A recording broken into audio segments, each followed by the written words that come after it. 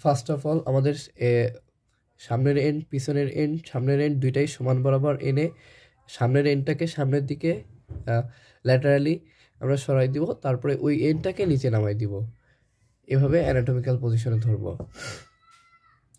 এটা রাইট সাইডের কেন? কারণ কোস্টাল গ্রুপটা নিচের দিকে আছে, এই কারণে রাইট সাইডে ধরছি। এখন এর অ্যানাটমিক্যাল পজিশন বললে আসলে রাইট সাইডে কেন ধরছি সেটা বোঝা যাবে। অ্যানাটমিক্যাল পজিশনে যদি বলতে চাই, অ্যানাটমিক্যাল পজিশন এভাবে, the anterior end bears a concave depression, is একটা concave the anterior ends bear a concave depression, the posterior end bears a head, neck and tubercle. The the shaft is convex outward and concave inward. The upper border is rounded and lower border is sharp. And there is a costal group situated along the lower border of its inner surface. এবারের যদি ফিচারে আসি, সামনের and কি বলছি, সামনের end oval depression for articulation with the costal cartilage. কি joint তৈরি করবে?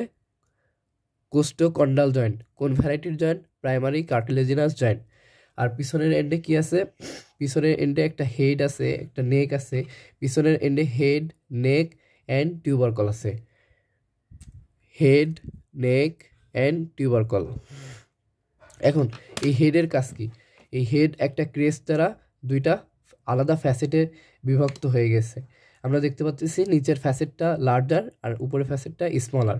এই লার্জার ফ্যাসেট, এই নিচের লার্জার ফ্যাসেট আর্টিকুলেট করে, নিচের লার্জার ফ্যাসেট আর্টিকুলেট করে করসপন্ডিং ভার্টিব্রার আপার ফ্যাসেটের সাথে। আপার ফ্যাসেট এর সাথে আমরা জানি ভার্টিব্রার আপার ফ্যাসেটটা লার্জার হয়, লোয়ার ফ্যাসেটটা স্মলার হয়। তাহলে হেডের upper lower larger facet articulate করে তার করসপন্ডিং ভার্টিব্রার আপার ফ্যাসেটের সাথে, আর এই রিবের আপার ফ্যাসেটটা আর্টিকুলেট করে তার উপরে ভার্টিব্রা, সরি উল্টো ধরছি, উপরের ভার্টিব্রা, উপরের ভার্টিব্রার লোয়ার ফ্যাসেটের সাথে, উপরের ভার্টিব্রার লোয়ার ফ্যাসেটের সাথে এর আপার ফ্যাসেটটা আর্টিকুলেট করে। আর্টিকুলেট করে কি জয়েন্ট তৈরি করে? Costovertebral joint. কি টাইপের joint? Plane type of synovial joint. আবার এর যে আমরা জানি টিউবারকলে দুইটা পার্ট থাকে, একটা হলো আর্টিকুলার পার্ট, একটা হলো নন আর্টিকুলার পার্ট। এই যে আর্টিকুলার পার্টটা, এই আর্টিকুলার পার্টটা কোন দিকে থাকে? আর্টিকুলার পার্টটা মোর মিডিয়ালি থাকে। এই আর্টিকুলার পার্টটা ট্রান্সভার্স প্রসেসের কোস্টাল ফ্যাসেটের সাথে যুক্ত হয়। সেটা কি জয়েন্ট তৈরি করে? সেটাও কোস্টো ট্রান্সভার্স জয়েন্ট। কি টাইপের joint? Plane variety of synovial joint.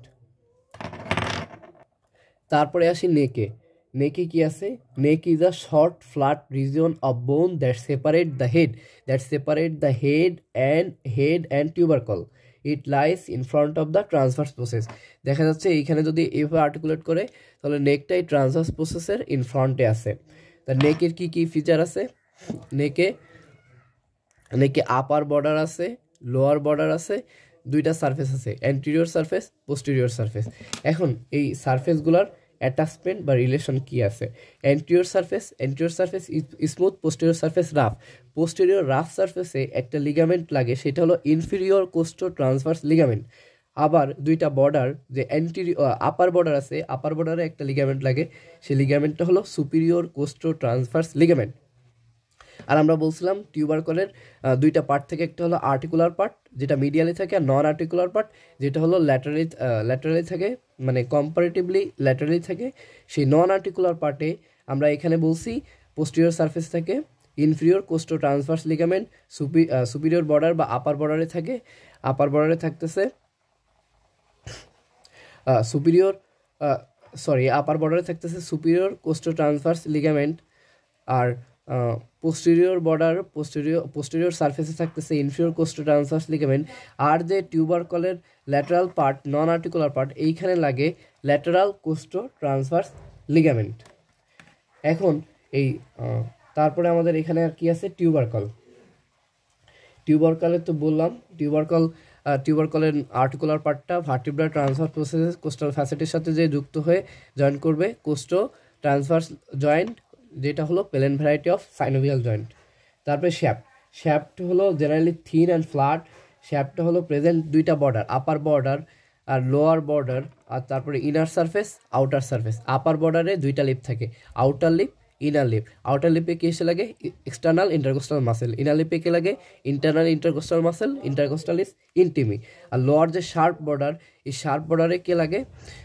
Sharp বর্ডারে লাগে external intercostal muscle.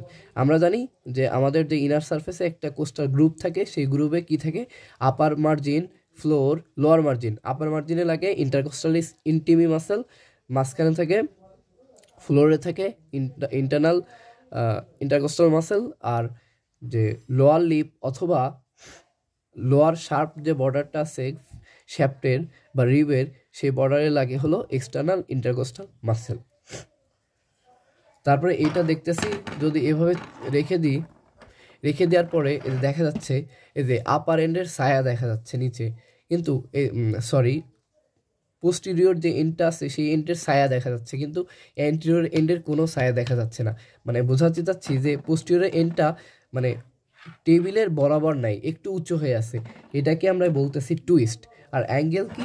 Angle normally tubercle থেকে 5 সেন্টিমিটার দূরে আমাদের একটা বেন্ড থাকে, এই টিউবারকল থেকে 5 সেন্টিমিটার দূরে এখানে যে ব্যান্ড হয়ে আবার ঘুরে এদিকে চলে আসলো, এটাই হলো আমাদের রিবের অ্যাঙ্গেল।